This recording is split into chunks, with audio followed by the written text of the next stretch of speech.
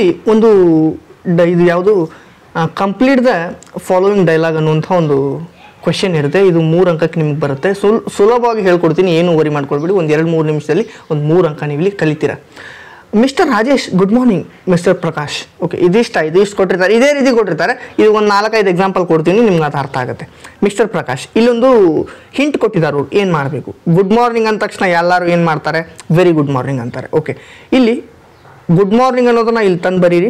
ಇಲ್ಲಿ very good morning ಅಂತ ಬರೆದ್ರೆ 1 ಮಾರ್ಕ್ಸ್ ಸಿಕ್ತು.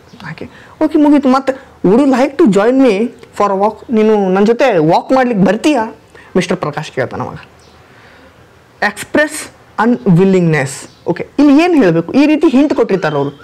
ಇಲ್ಲ mister Prakash sorry I am not well ಇಷ್ಟು ಬರೆದ್ರೆ ಮುಗಿದು ಹೋಯಿತು. Okay, but the why did I tell you that my son got a placement in MNC mister Prakash.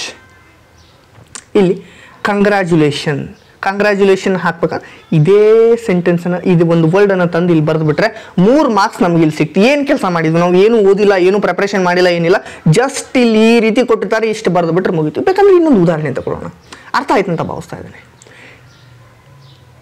ಇಲ್ಲಿ ನೋಡಿ, ಕಂಪ್ಲೀಟ್ ಇದೊಂದು ಕ್ವಶನ್ ಇದೆ. ಕಸ್ಟಮರ್ ಅಂತ ಹೇಳಿದ್ರೆ ಕಸ್ಟಮರ್ ಗ್ರೀಟಿಂಗ್. ಇಲ್ಲಿ ಗುಡ್ ಮಾರ್ನಿಂಗ್ ಆಲ್ರೆಡಿ ಕೊಟ್ಟಿದ್ದಾರೆ. Hello good morning. Okay, good morning ಬಂತು ಇಲ್ಲಿ already.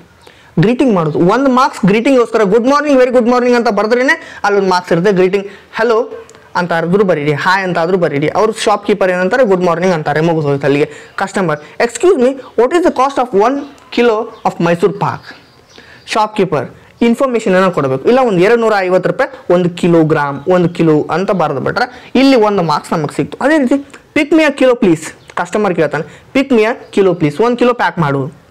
Customer may I transfer the amount through UPI.